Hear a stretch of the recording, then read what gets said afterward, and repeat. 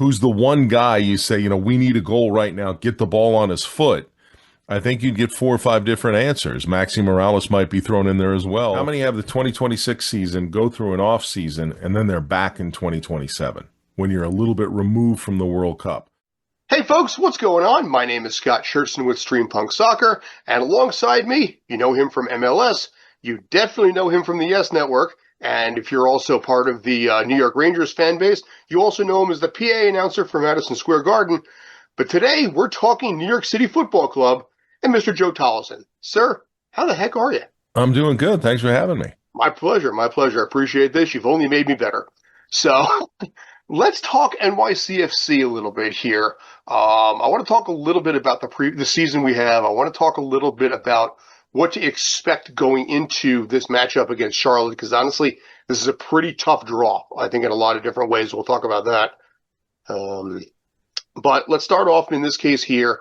Quick recap, 6 points higher than last season, 3 wins more than last season, goal differential, 1 point higher, 1 goal higher, and 1 slot higher, 5th place versus 6th. This is Pascal Jansen's first year. What's your assessment? You know what? If you think about it, mid-season they brought in Aiden O'Neill. Late in the season they brought in Raul Gustavo. But this is pretty much the same roster from a year ago, and Pascal was able to improve it. I think the one thing that they still don't have, and we'll see if it affects things in the playoffs here, Alonso Martinez is the leading scorer, for sure. But is Alonso Martinez the guy who kind of single-handedly can change fortunes for the club in that moment when you really need it? And I'm not sure if he's quite there yet. And I'm not sure who would you say that guy is? Is it Julian Fernandez? Is it Agustina Heda? I mean, there's some different guys you could perhaps pick there, but there's, I think if you ask 10 New York City fans, who's the one guy you say, we need a goal right now, get the ball on his foot, I think you'd get 4 or 5 different answers. Maxi Morales might be thrown in there as well, just because what he can create with anybody else who's on the field. Nico Fernandez-Mercal coming in mid-season as well is probably the most dynamic addition to the club, and maybe the most dynamic addition they've had in a couple seasons. Now, in the case of Alonso Martinez, he did have 1 more goal than last season, but played a lot more matches. I think it was about a dozen more matches. We can argue this is probably more of a sophomore season. What he had in 2023 was just basically, just really just getting, some familiarity here. In this case here, it is a career high on goals. Is that a concern, though, that his goals per game or per match has dropped a little bit this season? Well, and the other one that if you buy those, because I'm not always a subscriber to kind of, the newfangled statistics, if you will, with expected goal and all that. And just on a side tangent, the big problem I have with expected goal, because I asked somebody how it's calculated, and it is based on if a player had a shot from that spot on the field, what is the chance they score? No provision is taken if it's you or I at that spot on the field or Lionel Messi. No offense to you. I know it doesn't offend me at all. Leo's got a much better chance than me and you. But that doesn't factor into that calculation. What doesn't factor into the calculation is it on a player's dominant foot? Whatever the case may be, it's just from that spot, any player should be able to score. And I'm sorry, strikers should be able to score more from certain spots of the field than defenders. That's why they're strikers. But I bring all that up because I think his goals are about a -3 or 4 behind what his expected goals are. And I think fans can go back and think a couple times during the season where, oh man, that was right there, and he probably should have scored that one and he didn't. But they've had that with a couple of different players. So that, again, that's my main concern there. I mean, really, I think if you want to sum it up, and this is where Alonso Martinez falls in here, and most teams are this way, but more teams are reliant, and in this case, I think New York City's really reliant on everybody's got to be clicking on all cylinders. Mhm. This is a team that thrives and succeeds on a team effort, not on a day where a player was just fantastic. Mhm. So, yeah, and when you look into the playoffs, that's what you're looking at. You need to hope that down in Charlotte, and then when they get back to Yankee Stadium on the first, that it is that total team effort you need. Yeah, well, this is still one of the youngest teams in the league right now. So Yep. last year, I think, helped them a lot because you did say that by and large, this is the same roster they had last season. So they Yeah. can use last year as a stepping stone to have some familiarity and some experience come playoff time and the vibe that comes with it. So that is a benefit here. But you look at the overall improvement of, say, Hannes Wolf, year to year, on his overall goals. Matt Freese, you know what you're getting. I mean, the man's the starter for the U.S. men's national. So that right there should give a lot of the fans a lot of comfort, and a lot of confidence in that back end there. But there are honestly some concerns here because this is a Charlotte team that historically is getting better every single year. And they are a brutally tough team at home. This home field could be a big factor here. Well, and that's really, it's every team in the league.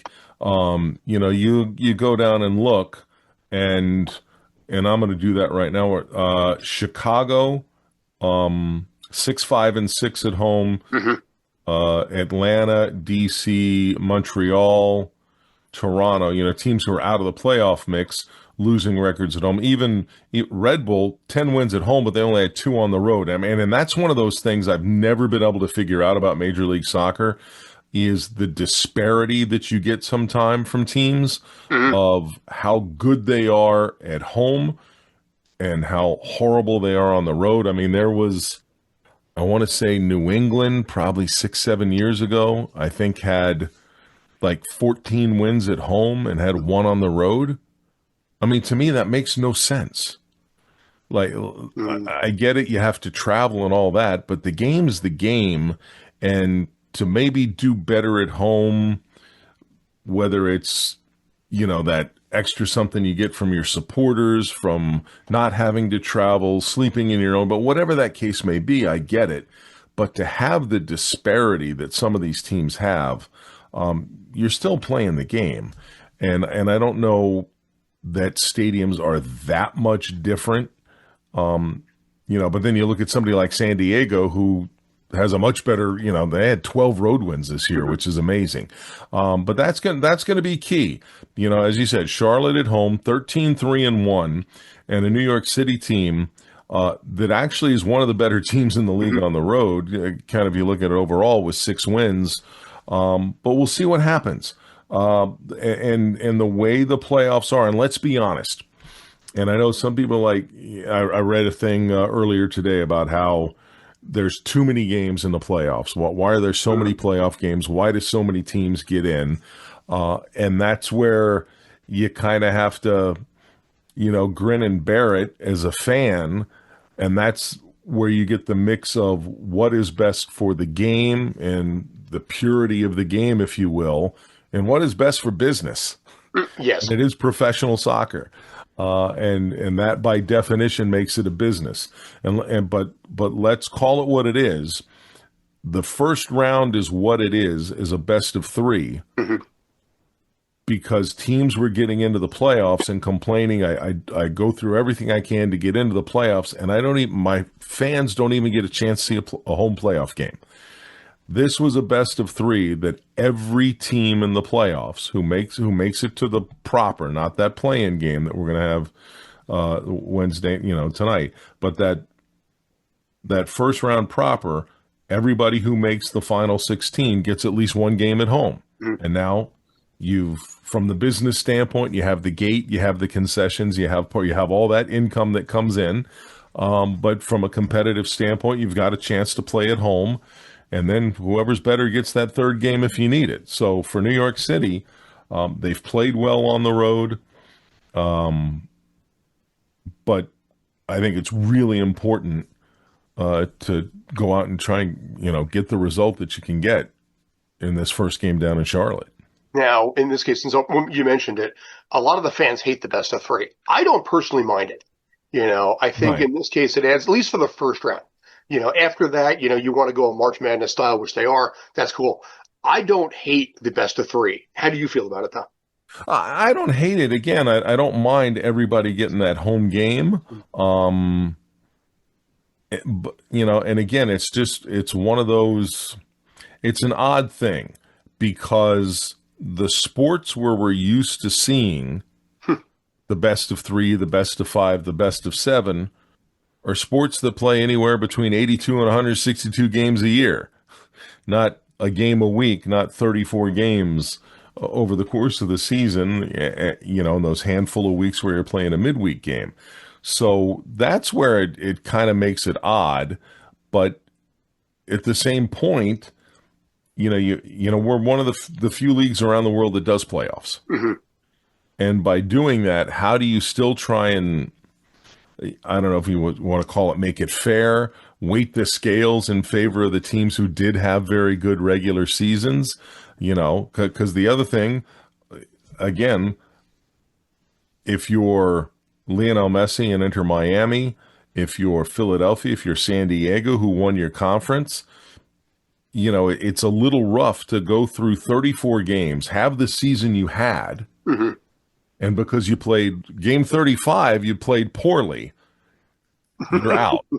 Because as much as fans like to rally around the Supporter Shield, we're the Supporter Shield winner, Philadelphia Union fans are ecstatic about that right now. 10 years from now, when you look back and say, who is the 2025 Major League Soccer champion? It's whoever wins MLS Cup. Nobody's going to say it's the Philadelphia Union. Mm-hmm. But so when you look at that, I get that you don't want to have one poor game ruin what was a very successful season. And then in the case from a league standpoint, in the case of Messi and company, you don't want your marquee talent bounced out because they had one bad game. That's part of what this is too. Again, let's just call it what it is. It's a second chance to make sure that the teams they want to get through, and I shouldn't say want to get through, they believe should get through, the teams who had better regular seasons have that chance to get through. But, you're going to have playoffs. If you're going to have playoffs, make it as fair as you possibly can. Do you feel in this case, though, that they're going to expand the best of three to the second round at some point? I don't know that they do. I kind of hope they because don't. It's going to take You're already too going long. to December as it is. I tell you what I wouldn't mind seeing, if we're going to spitball this, and it was, I believe at the time it was under the incarnation of women's professional soccer, the WPS, the second incarnation, before NWSL. But they did their playoffs one year because at the time it was 8 teams in the league, I think. But they did it like they do in bowling. If you've ever watched professional bowling with the ladder playoff, and 4 teams made the playoffs, 3 played 4, 3 hosted 4, the winner played 2, the winner played 1 in the championship game.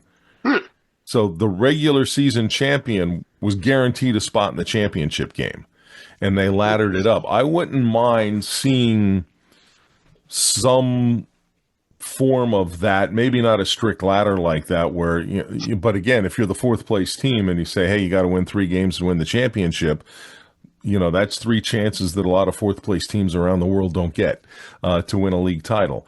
But where we're at right now, and I get you want to keep the excitement going.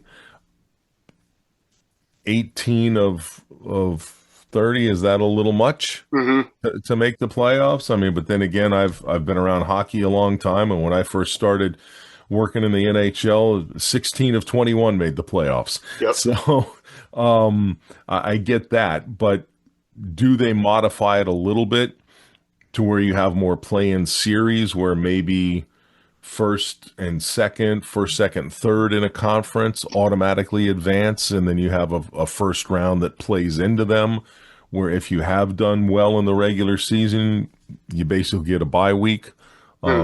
We can save the discussion for another day if they actually did something like that. Or does it benefit a team to have a bye week? New England in 2021.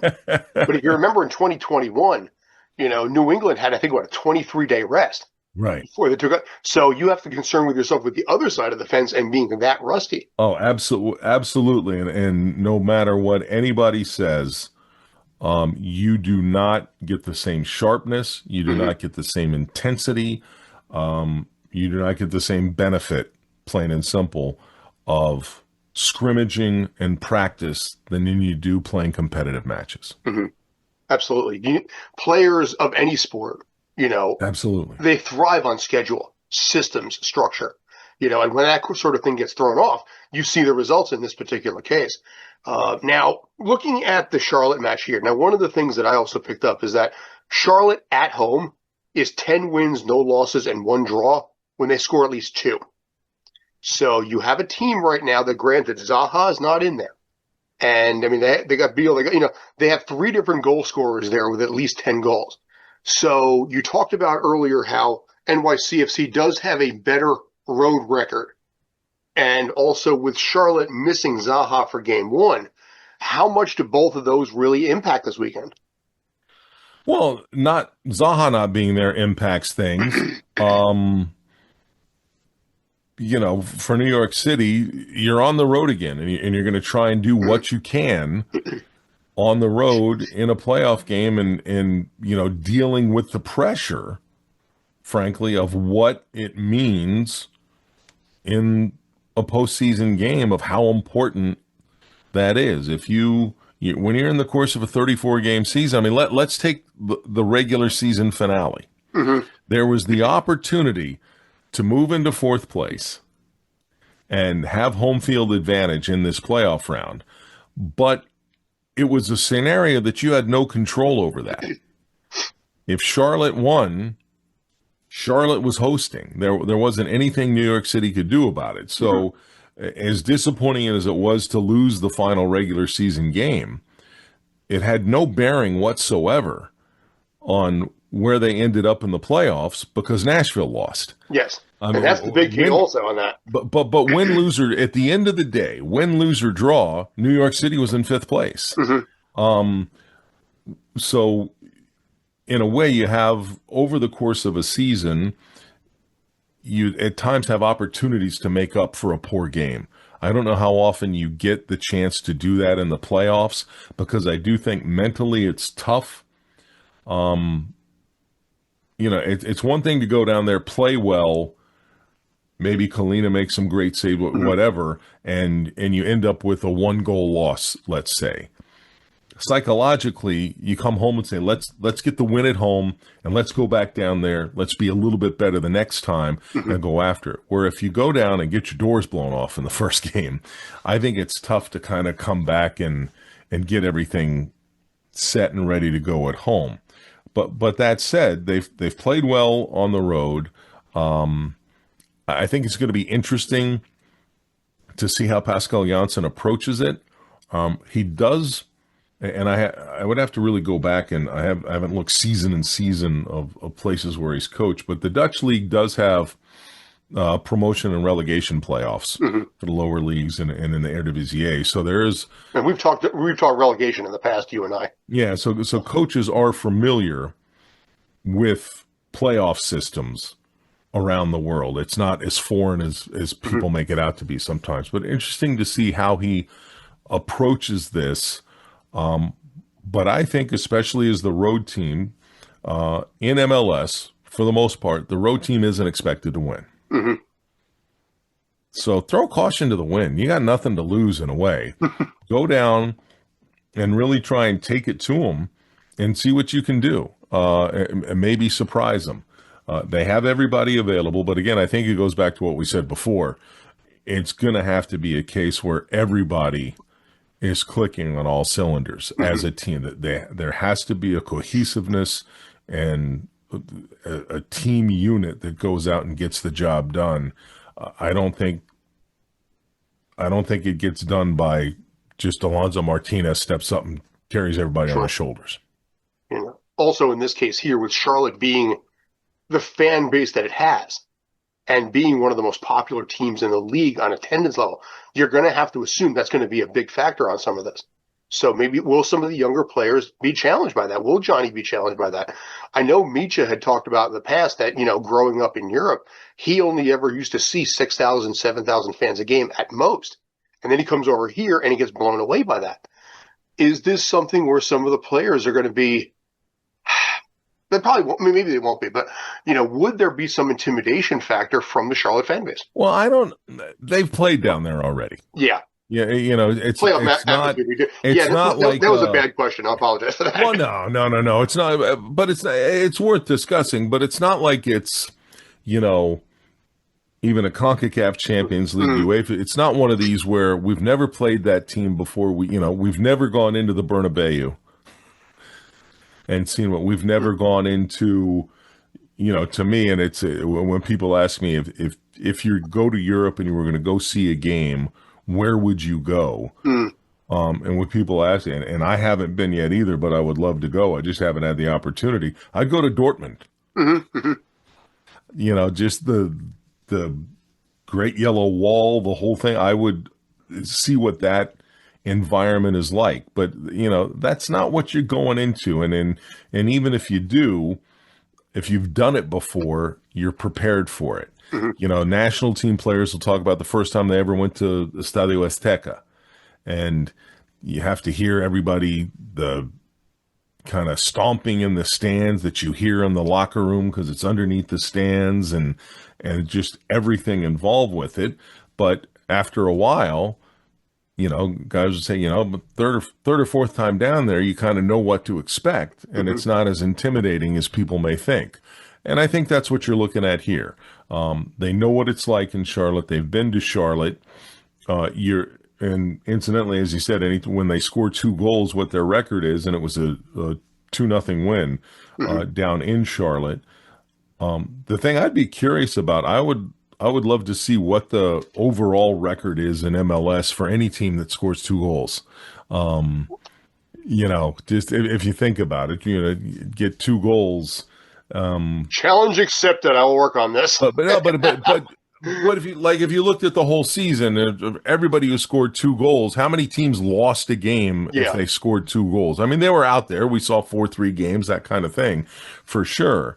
But it's one of those that it's no secret. The more goals you score, the better chance you got to win the game. Sure. Like John Madden always used to say, the more points, if you score more points than the other team, you're guaranteed to win. So. And that's the objective. Yeah. And it sometimes when people go, oh, I don't like the way I don't like the style we play. Until they put judges in where a 1-1 game, all of a sudden you win 2-1 because the style judges say, we like your style of play better. It's all about what you put up on the scoreboard. Yeah. And I think, like I said, this would not surprise me in the slightest if it goes 3. No. Now, not at all. I mean, it's a 4-5 game. It's supposed to be as close opponents as you have out there, for sure. Now, going off topic a little bit, you had mentioned Philly real quick, just for 2 minutes here. Bradley Cornell has obviously had a fantastic season over there. Taking over for Jim Curtin, who was a popular coach over there. Really nice guy, too. But Cornell has really, really turned it around in a way that I think a lot of us didn't expect here. Supporter shield notwithstanding here, what do you see out of that team? Can they finally, win something? I mean, they should be able to. You look at what they did in the regular season. They've come close a lot there. And really the question is, why not? And again, it's one of those where maybe you just needed a different voice. Jim Curtin had been there a long time, and I really like Jim Curtin, and I love the fact, and this is when he first got the job, they hired him on an interim basis and said, oh, he's here, he's the guy we've made the interim coach, and they kept interviewing all these different people, and while they kept interviewing people, all Jim Curtin did was kept winning. And then they finally said, you know what, maybe we already have our coach, but he was there for a while, and for whatever reason, I do think sometimes, maybe the players do need a different voice. Sure. But this is a team that is, done some good things for sure. But really where the doubt creeps in, I think, for players and fans is now is when you have to show that you know how to win games. And I know Philly fans are going to go back to 2021 and say, what if on all the COVID stuff? What if they didn't get on that boat? But the flip side is, now that you're here in 2025, is there anybody who is there with this doubt in the back of their mind going, what goes wrong this year instead of this is the year we're going to win it? Yeah, Philly fans are basically, Philadelphia fans are pretty much always that way. The sky is always falling. You could have a perfect season, the sky is still falling. So, but so in this case, like I said, looking at Monday and looking at this weekend for the Charlotte match, do you have a prediction, or have I still overstepped on that one? I've never been big on predictions, only because it's MLS. It's, it truly is, a variation on any given Sunday, with what happens in this league. There's in my heart, New York City's good enough. In my heart, when they play together as a team, I think they can beat anybody in the league. They've showed at times when they needed to put defensive pressure on and hold teams that they've been able to do that. But then you have moments where it doesn't all come together and you get an Inter Miami game at Citi Field. That's where I see it. Like I said, my heart, I'd like to say they go down and they steal a 1-0 or 2-1 win. But at that point, in my head, what I'm hoping for is it's not one of those, it's not a loss. If it is a loss, it's not a loss that you have guys shaking their heads going, gee, what happened and can we bounce back from it? Because again, when you get to Yankee Stadium, and talk about home records, and for New York City, we know the home is bounced around sometimes to different stadiums, but their record at Yankee Stadium is impressive without question. Nice. So, we wrap this up.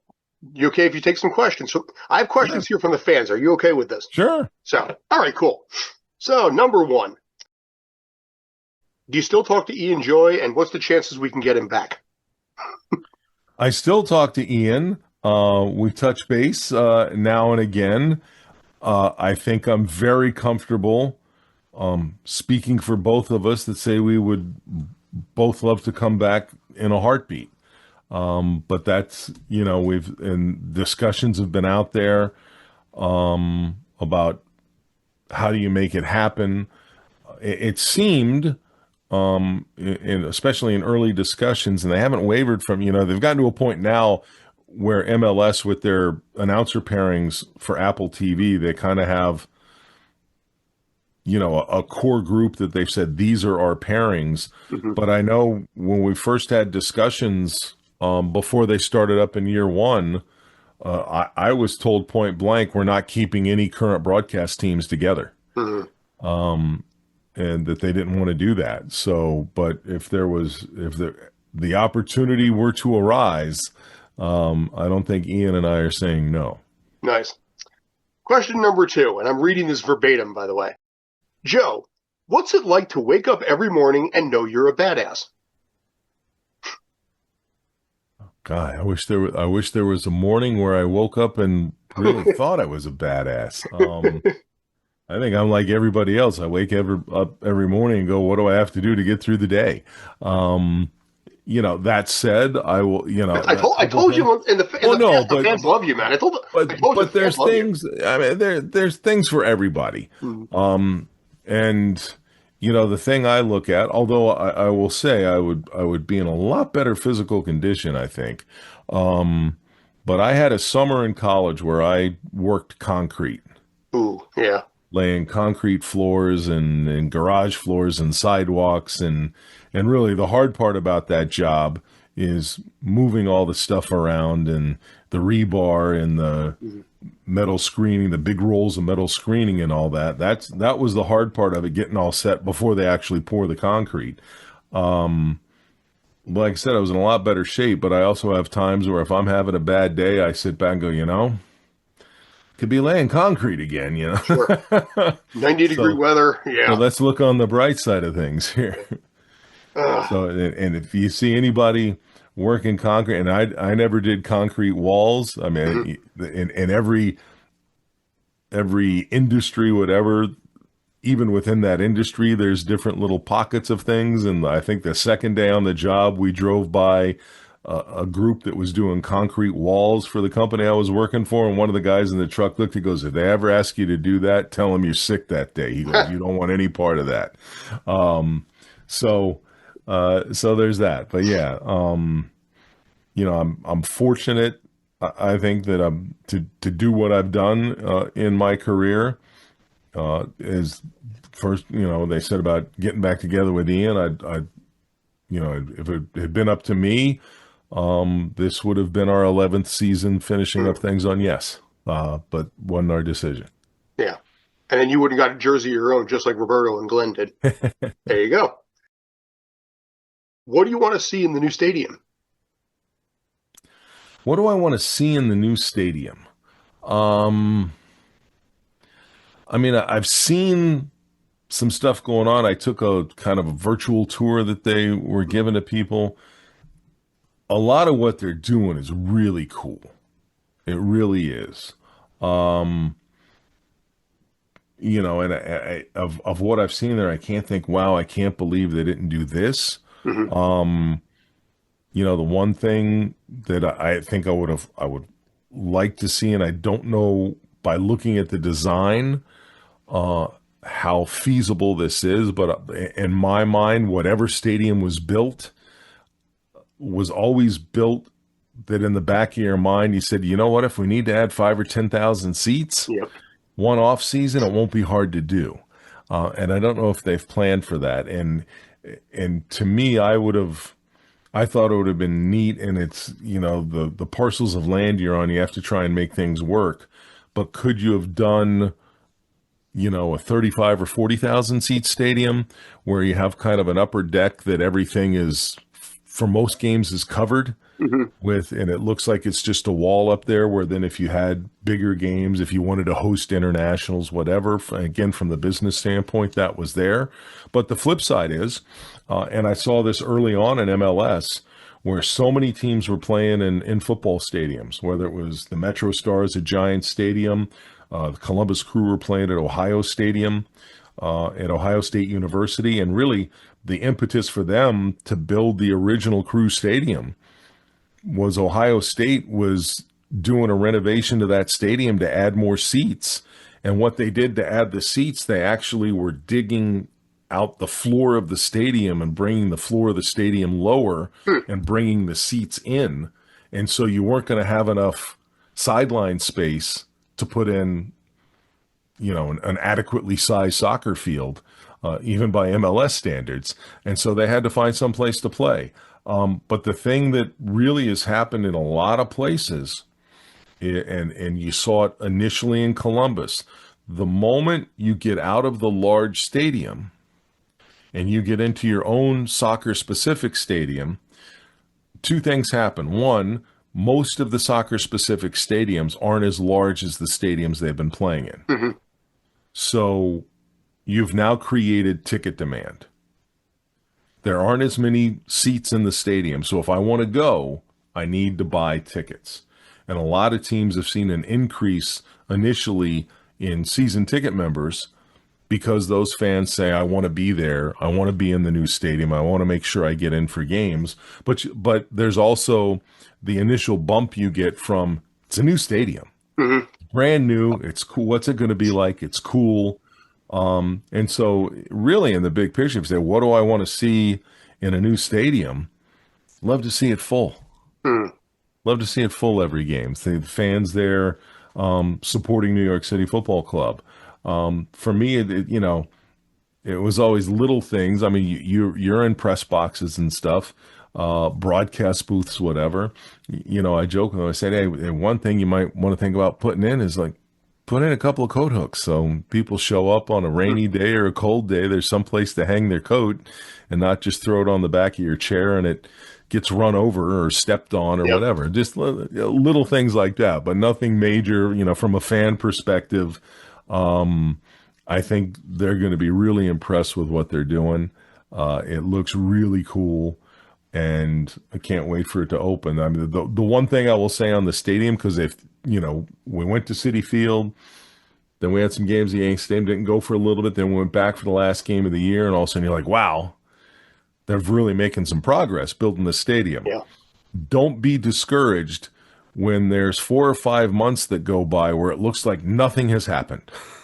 Because they're doing everything inside to run electric, to run plumbing, to do all the stuff you have to do inside and in office spaces and all that. There's a lot of things that get done that you don't really have tangible proof of, wow, this has all been done. But it's going to be really cool. Really, the big question mark, but from what you hear about it, it seems because of the way the collective bargaining agreements are, discussion of possibly moving to a European calendar. Yes. Probably won't take place till 2028. I know there's been some talk about 2027, but from what I've heard, there would have to be agreement from the owners and from the players to say, yes, we will add this to the final year of this collective bargaining agreement. But I think they may just wait, because you're going to get to a point where everybody's going to want something from making this move. And then so it doesn't happen. But if it were to happen, I have heard from New York City that they wouldn't open the stadium officially until that new season begins. Interesting. So they'd actually get a couple extra months to really get everything going and have it working. But from everything you hear, and this has been the most amazing thing about it all, is at least right now, knock wood, everything seems to be on track. So 2027 should be really, really exciting. On a personal note on that one, the team right now is struggling for cred. You've probably seen the stuff on Twitter, that no New York City team has won any championships since 2009. This was SNY posted stuff like this, a lot of these things, and a lot of the comments coming in was NYCFC, Gotham, the Liberty, and the general response was they don't count as sports. Do you think the stadium can help give at least a little more cred to break into what we'll call a top 4 in this area? It'll still be 5, but something where at least it's on the radar and get a little more credibility than it's getting right now. It will help, without a doubt. And that is I don't know how we get over that hump, so to speak. Is it just time? Because, I said for years and years that really the people you have to sell the game to, there are fans out there who want to come. But when it comes to coverage, the people you have to win over are the decision makers. And a lot of time those decision makers, because I've seen it throughout my career, they make decisions based on what they think the people want. And in a way, you say that's what their job is. They're paid to figure out what it is the masses want and give that to them. But I've always believed that sometimes the mistake those people make is they believe that what everybody wants is what they want. And don't always look and go, you know what? There are a lot of fans out there who like this game, and it's okay to promote it. But at the end of the day, the biggest thing that soccer in America needs to help MLS, to help any league in this country really succeed, and to help the sport become more mainstream, so to speak, which I think we could say it is in the mainstream. There's enough things that happen, but to really, if you say to break into that top 4, and could you make the top 4 a top 5 and not there's the top 4 and then it drops down and there's everybody else? it's going to be the success of the men's national team. Hmm. And the only reason I say it's not the success of the women's national team, the women have had great success. And the sport still hasn't taken that leap and bound that everybody would like to see. It is Americans as a whole, I believe, are very jingoistic. Hmm. We want to, the NBA champion, they talk about it's the world champion Lakers or the world champion Celtics. Basketball has a world championship, and it's not the NBA title. A friend of mine in Australia always joked about, oh, it's the World Series, and strangely enough, only 2 countries had teams that could compete in it, that kind of thing. So there's this belief that if it happens in the U.S., it's the best. Hmm. And that's where I think soccer has struggled to gain a foothold, a much larger foothold, is those people are waiting and go, you know what, that's not the best. Even people now, and we all know them. I don't go to MLS. I don't think it's that good. So they basically say they sit at home and watch games from all around the world. I watch the Premier League. I watch CDI. I watch La Liga, whatever. And that's so much better. But if you're going to have the success of the national team, that when a World Cup shows up, we're not talking about can they get out of the group. We're talking can the U.S. win the World Cup. That's where you see the sport collectively take that big jump forward in this country. That's where the World Cup being as it is next year and pretty much being available to everyone in the continental U.S. in some degree. Sure. Where we are right here, I mean, we have, you could say 3 different stadiums if you want to include Foxborough. If you go out west, in the Seattle area, you can pick up Montana, Idaho, Oregon. It is within range that you can go up there, or Vancouver. Well, yeah. Yes, and that's where there's a good marketing opportunity the here. East Coast bias comes in, where you said, oh, if you're in Montana, you can get to Seattle.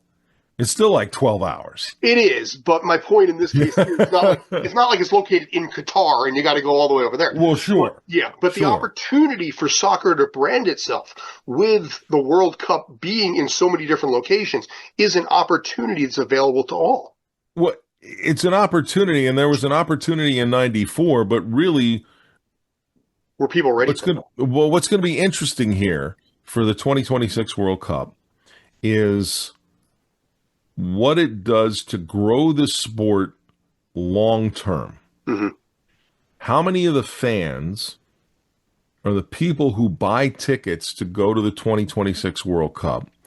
Let's first take out whatever percentage it is of people abroad who have bought tickets, who say, I'm going to buy tickets to go see the World Cup because I've always wanted to go to the U.S. And now I have an excuse.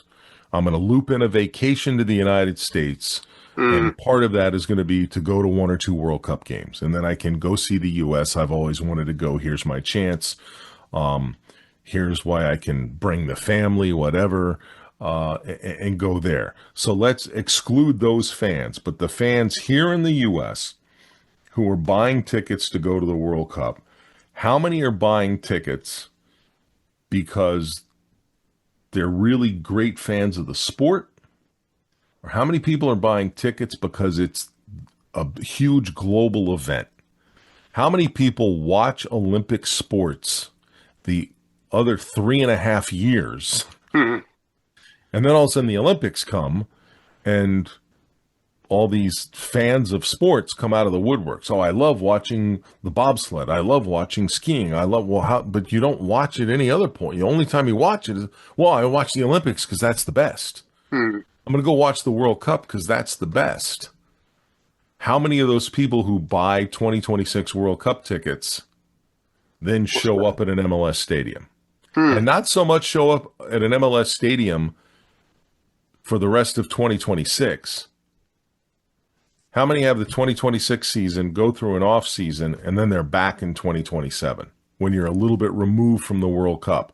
How many have been converted and say, I am a fan of watching the game live And the way I can watch the game live near me is to go to an MLS game or in some places a USL, whatever. But how many of those people who go to the World Cup now say, I'm going to go and watch a local soccer team in my area, regardless of the league? Interesting. So when life takes over, you think it may not be as impactful. Well, because to go and watch New York City play Charlotte in May isn't a huge event. Mm-hmm. The World Cup's an event. Sure. Fair The enough. World Cup is when 12 years down the road, you're watching another World Cup and go, hey, remember when we went to that game in Foxborough, or we went to the game at, we went to MetLife and we saw, so, how much of that is you've created a memory as opposed to that was your first stepping stone to being a real fan of the game. Interesting. Well, time will tell, I suppose. So, are you okay taking one more? Sure. All right. This is going to be kind of a two-parter, I guess we'll call it. Ask if there's any talks with Tyler Magno coming back. I'll figure it's unlikely, but it couldn't hurt to ask. And I'll throw that on there as well. Any other players, Gabe Siegel or anybody else, do you think they may come back? Well, I will say I'm not in on that discussion really at that level by far. And the one thing we really haven't touched on that may be the biggest surprise to me this season is especially the timing of the announcement, but the fact that David Lee is leaving. I wanted to ask you about that. And which is fine. No, but him going, and that kind of is going to be interesting to see what direction they go with that, and how they approach player acquisition and everything. The one player really I've heard about, and it was most recently, it was Pascal Jansen. They were talking about the U.S.-Australia game and how Aiden O'Neill went in on kind of a hard tackle on James Sands. And Pascal joked and said, hey, he's kind of, he's not here right now, but he's still one of our guys. Let's take it easy on our guys kind of thing. But I think what it comes down to for some of these guys is you run into a catch-22, and this is where the business part comes in. You have a player who is still part of the club, you loan out somewhere, and it's almost a catch-22. If they do really, really well, all of a sudden that club says, yeah, we'll make this permanent. Mm-hmm. What kind of transfer fee are we talking about? And the team goes, we'll take that fee. Or they don't do so well, and it's like they come back, and can you kind of catch lightning in a bottle again? The moment, Tati Castellanos went on loan and started having success, it was like, he's not coming back. Mm-hmm. And then he goes to and continues to have success at Lazio, so that's fantastic. But sometimes on some of these guys, I think it's, especially the ones who go on loan, I just wonder if it's, for some of them, they want to test the water, see what that's like. To me, my bigger concern isn't who's coming back. It's who do we potentially lose? I've heard there's some interest, again, out of Scotland, in Justin Hack, which doesn't surprise me. The versatility that he's brought, the fact that this is a guy that, and we saw it a number of times this season, but especially when Raul Gustavo came in, of you can put Gustavo and Thiago Martins together, Justin Hack, put him up as the defensive midfield, and then if you need to make a change of some sort, or you've fallen behind, you want to put another attacking player in, whatever, you can drop Justin Hack into a back three now. Just that versatility he gives you of being able to play in the center of defense, being able to play in the midfield, really how he's improved, just him personally on getting forward. Is not that you're going to compare him to an Augustino Ojeda or something, but the way he plays ball, so much better now with the ball at his feet, that kind of thing, and how he gets involved in the attack. I think he's a player that teams around the world look at and say, that's somebody that I find a little interesting. Do you think anybody else might be on their way out? He's just the guy top of top of mind that I've heard a lot of interest in. Um, and the really the other off-season question, and maybe I got the cart in front of the horse, especially the way he's played, is just realistically, how much longer can Maxi keep going? Yeah. He's I 38 love right to now. see him out there. You see what he can contribute. His vision is still fantastic. The way he can play the ball in behind the guys. I mean, it's really fun to watch. He definitely makes the team better. And really, the question comes down to, A, can he keep going? If he does keep going, at what level? But then if he doesn't keep going, who's that replacement? Hmm. Is it? Now, in this case, I wanted to ask you this. You mentioned David Lee. Yeah. Did it surprise you it happened when it did and not in the offseason? Yeah. Yeah, for sure. You know, And that's what I said, the timing of it. Um, whether, and I never really had, I would have discussions about certain things with David. I never got into kind of, do you like your job? Kind of, you know what I mean? So I don't know if did he, maybe in his mind, did this just kind of run its course mm, and let me move on and take another challenge? And he is going to a very committed ownership group mhm, in MLS, in Sporting Kansas City. He's gone to an ownership group that if you are having success, they've shown great loyalty. And if you've had a string of success and then you don't, they've still shown some loyalty. There are a number of times where people are like, I can't believe Peter Vermees yeah. made it through, kind of thing. And then they would turn things around. But that's just a whole different thing. I've always maintained that if the world was then what it is today, Sir Alex Ferguson may not have made it to year 3 at Manchester United. Um, so sometimes you just need to, and what gets frustrating for me on these things, and this is just another one of those tangents and a generic comment, is when teams aren't doing well and they make a coaching change, and then they get upset that the new coach can't turn things around in a month. There's a reason you had to make a coaching change, and it's not just the coaching. Some of it is, do you have the right collection of talent? There's a lot going on there, but you can't expect an instant turnaround. And sometimes you need a couple of seasons to really get a team back on its feet. And oftentimes ownership won't have that patience. And times because fans don't have that patience. But sometimes you just need to bite the bullet and go. But again, back to David Lee, I think he went to one of the MLS teams that really has shown a commitment to their staff, a commitment to players. I think he's a good fit for them too. When you move back from the inaugural season of, and David Villa and Frank Lampard Mhm, and Pirlo, then it became, how do we fiscally find good players and mhm. not just open up the CFG pocketbook and throw money around and see if we can bring guys in. So he's going to be in a similar situation there. We need to be prudent on the players we go out and acquire.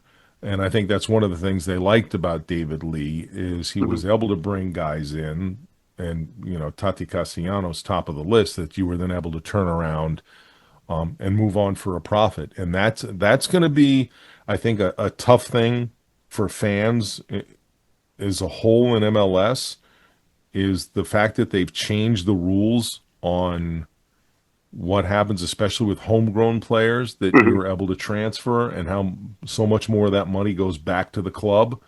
That you're going to start seeing, I think, teams when they go, that you're going to go back to that adage of I'd rather trade, in this case sell a player a year too early than a year too late. Sure. So I think we might see some young players that you're like, wow, I really like that guy, and all of a sudden they're gone because they were a homegrown, and by selling that player, the team keeps a lot of that money and has a little bit more money to turn around and put into new players as well. of course, no obligation there, but the opportunity is there. So I think that's another thing we're going to have to get used to, is maybe some players that we thought would stick around a few seasons more don't. Because whoever comes in is going to want to leave their mark. Well, and just the business standpoint Yeah. of it, of I can take a homegrown player that I develop, when I sell him, I keep so much of that money now that's what I'm going to do. You know, Nice. I'm convinced that there's some teams in this league who've done really well with their academies, that at the start of a season, the goal is not to win MLS Cup. If they can, that'd be great, and we'd love to do it, but their team and their whole system is not necessarily constructed to win MLS Cup. For some of them, it's we have a really good academy. We have a lot of homegrowns. We're going to play the homegrowns. So the homegrowns can get looked at, and we can sell them on. And that's where we're making money too. And that's where the business part of it comes in. But if I can use that methodology to build my club, and in the process do well in the league and maybe win an MLS Cup, that's just icing on the cake. But that's not the main objective. The main objective is what can we do to develop players to sell them off so we can put money in the bank. Fair. Nice. All right. I appreciate it. I got nothing else unless you got something else. No, it's all good. So, all right. So, Hope any I didn't final just ramble around there? No, it's awesome. Appreciate it. Are you on social media? And what, if so, what? Yeah. Yeah, I know you are. But X. Because I never just at Joe Tolleson there. And then Instagram, I think it's at